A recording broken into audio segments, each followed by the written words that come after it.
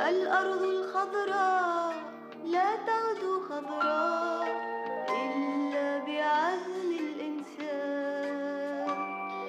فلتحيا الأجيال ولتسمو الأعمال في وهج الإيمان.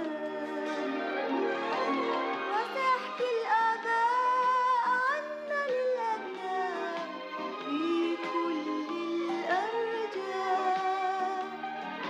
وسيحكي الآباء عنا للأبناء عن عزم الإنسان.